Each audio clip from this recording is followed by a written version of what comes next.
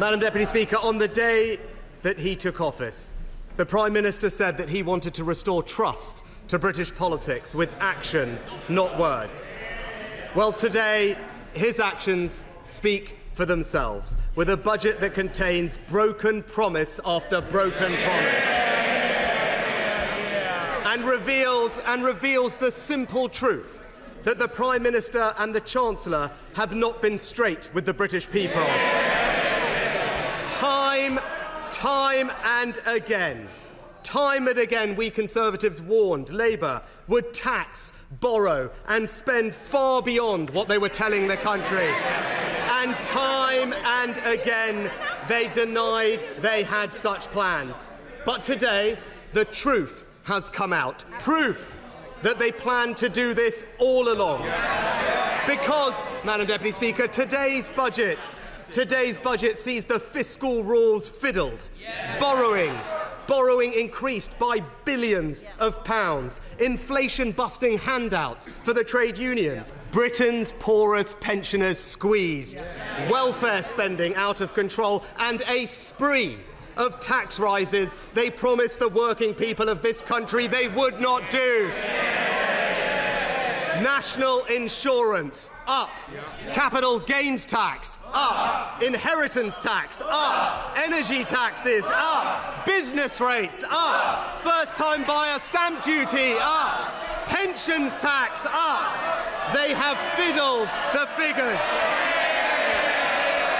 They don't like it, Mr. Speaker. They don't like it, Madam Deputy Speaker. They don't like it, but this is the truth. They have fiddled the figures. They have raised tax to record levels. They have broken their promises, and it is the working people of this country that are going to pay the price. Now, Madam Deputy Speaker, the Chancellor and Prime Minister have tried to say that they had no choice. But be in no doubt, their misleading claims about the state of the economy are nothing but a cynical political device.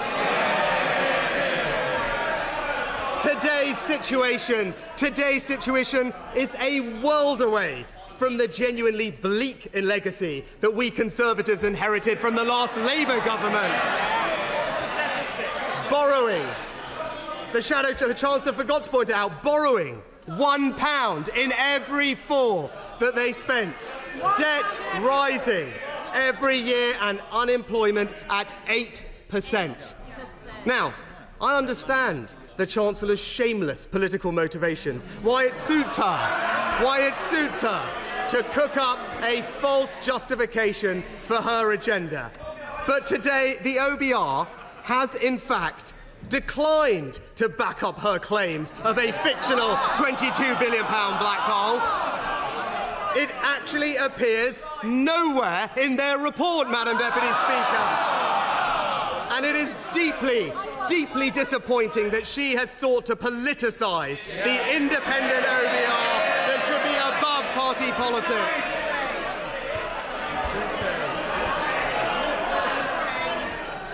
But as she now knows, her playing politics has done real damage to our economy. She talked about being a Bank of England economist. Well, as the Bank of England's former chief economist has said, Labour's approach has generated fear and foreboding and uncertainty amongst consumers, businesses and investors. The rhetoric of this Chancellor and this Prime Minister damaging the British economy for political purposes. Now,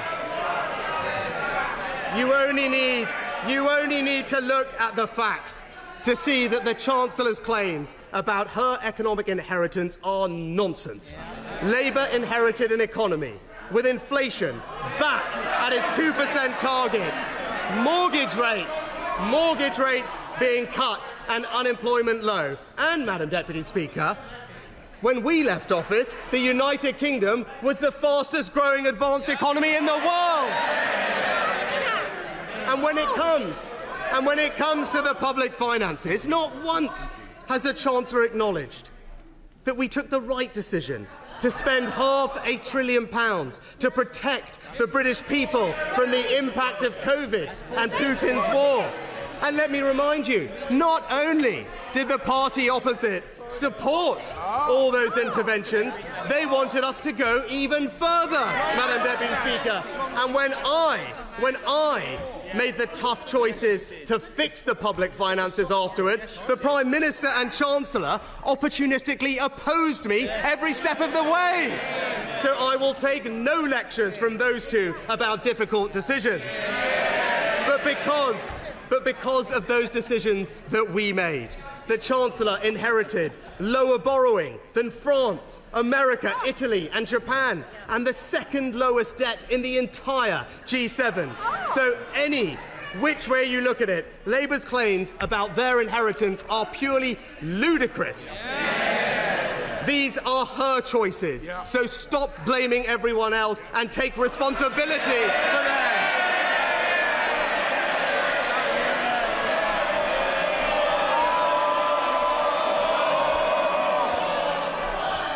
Now, let me turn to the substance of those choices.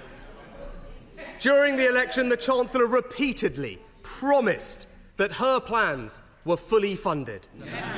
Only a few weeks ago, the Prime Minister said the budget would balance the books. But this budget does no such thing and reveals they have not been straight with the British people. Because today, the Chancellor has launched an enormous borrowing spree, saddling our children and grandchildren with billions upon billions pounds more debt, pushing up interest rates, leaving our economy more exposed to future shocks, and leading the OBR today to now forecast higher inflation in every year of the forecast. And her decision to let borrowing rip make a total nonsense of her claims on the state of the public finances. Because if they truly were in such a dire strait, as she has said, what we should have seen today is a significant reduction in borrowing to repair them, not the splurge that she's just unleashed, Madam Deputy Speaker. Instead, what we see today, borrowing higher in every year of the forecast, debt higher in every year of the forecast. Now she has tried to cover up that splurge by fiddling the fiscal rules. According to the Institute of Fiscal Studies, the new measure will not actually even be a constraint on the amount she can borrow. And it is hard to escape the suspicion, they say, that the government is attracted to this change by the fact that it would allow for significantly more borrowing without any need for tough choices elsewhere. Fiscal fiddling is what they have called it. And the Chancellor herself actually agrees, because she specifically told the British people she wouldn't change the debt target. Because, and I quote, she said, "I'm not going to fiddle the figures to get better results." But that is exactly what she has done. She has gone back on her word and fiddled the figures so that she can borrow billions more. Broken promise after broken promise, and working people will pay the price. Now, the reason the Chancellor has increased borrowing and increased taxes is because she has totally failed to grip public spending. First, she has no meaningful plan. First, she has no meaningful plan to deliver the £20 billion worth of savings available if the public sector returned simply to its pre-pandemic levels of productivity. Instead, one of the first things the Chancellor did was to hand out inflation-busting pay rises to the unions without getting any productivity-enhancing reforms in return. The Chancellor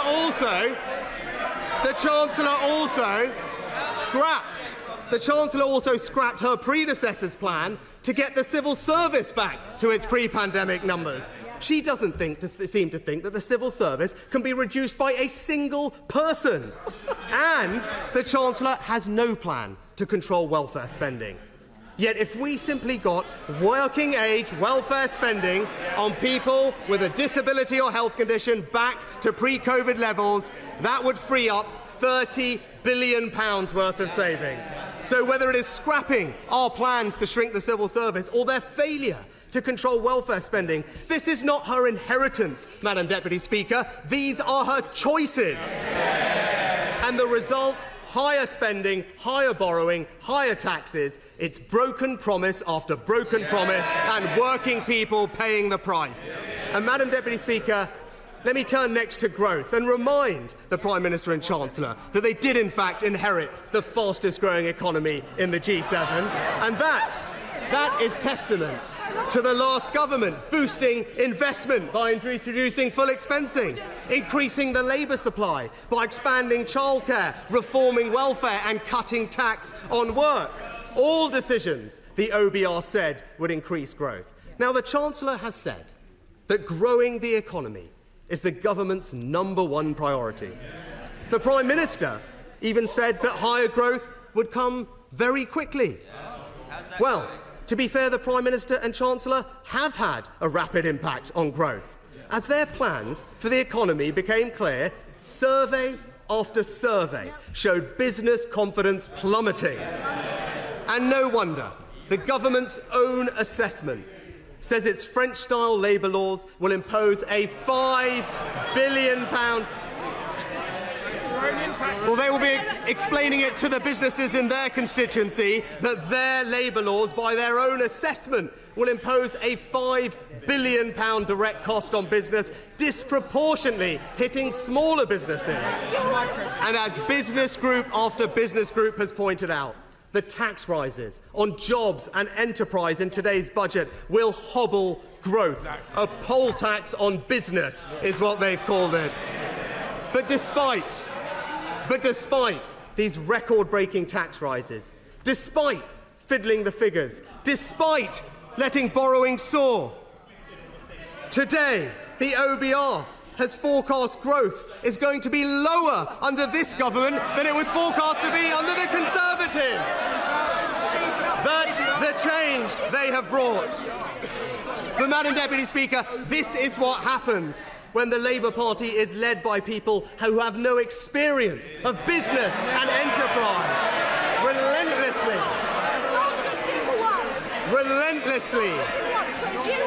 Relentlessly talking down our economy, delivering a tidal wave of anti-business regulations, destroying our flexible labour market and raising taxes to the highest level in our country's history. It's the classic Labour agenda: higher taxes, higher borrowing, no plan for growth, and working people paying the price. Now, Madam Deputy Speaker, during the election campaign, the Prime Minister specifically said there would be no tax surprises under Labour. The Chancellor went even further, saying she wanted to bring taxes down. Each time they made these promises, we warned they were not telling the truth. And today, the Chancellor and Prime Minister have done what they were always planning to do, but chose to keep hidden from the British people. Far from reducing taxes as a result of today's budget, never in the history of our country will taxes be higher than they are under this Labour government.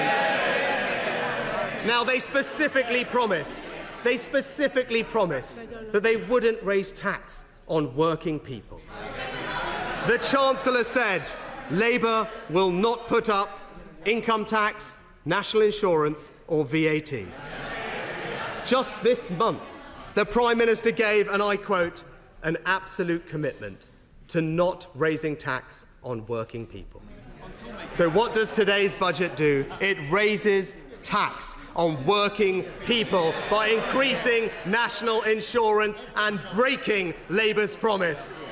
As the Independent Institute of Fiscal Studies have said, this is a straightforward breach of their manifesto. Because, as the OBR have made clear, this tax rise is passed through entirely to working people. Even since she started speaking, The IFS have already confirmed that the vast majority of this tax increase will hit working people through lower pay. But you don't need to take it from the IFS or even the OBR. You can take it from the Chancellor herself. She has previously described her tax rise as a jobs tax, which takes money out of people's pockets. And not only that, Madam Deputy Speaker, the Chancellor also said the problem with national insurance is that it is a tax purely on people who go to work and those who employ them. So far from protecting working people, she is literally raising the only major tax that exclusively hits working people. But it doesn't stop there. Businesses on the British high street, your taxes are going up. Businesses investing in British energy, your taxes are going up. The small business owner looking to reap the rewards of years spent growing a business and creating jobs, your taxes are going up. The young couple saving to buy their first home, your taxes are going up. The family... Mr. Streeting, you promised me this morning. Let's try and keep our promises. Leader,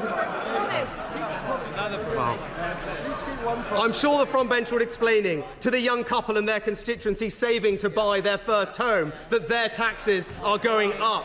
To the family wanting to pass on their farm or their business to their children, your taxes are going up. The parents sacrificing to give their kids the best start in life, your taxes are going up. They're taxing your job. They're taxing your business, they're taxing your home, they're taxing your savings. I said it during the election campaign. You name it, they will tax it, and that is exactly what they have done. Broken promise after broken promise, and working people paying the price. So, Madam Deputy Speaker, from the final time, from this dispatch box, let me deliver. Well, he's wiped the floor with Rachel. Let me deliver some basic truths. Government can foster growth, but it can't magically conjure it up.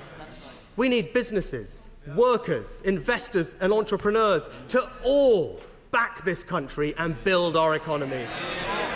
It doesn't matter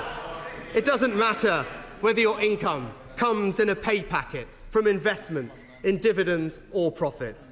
It is a poor politics that is so focused on what people receive that it fails to see that what matters is what people put in. Yeah. The only way to grow the economy and to create wealth is for people to put in more. So when you create a negative environment for business, when you undermine confidence in our country, when you vilify and penalise people for doing exactly what we need them to do, which is to invest, take risks and work hard, you don't create growth, you hold back growth. And more than that, the promise of growth today does not pay the bills. The growth tomorrow does not pay the bills today. This is not the first government to peddle the borrow to grow myth.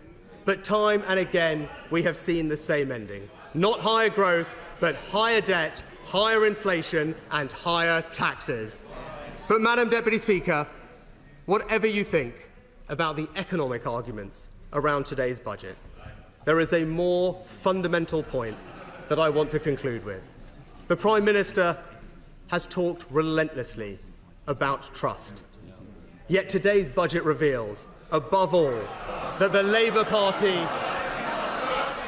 Today's budget reveals, above all, that the Labour Party did not tell the truth. They said they wouldn't fiddle the figures. They have. They said they wouldn't increase borrowing. They have.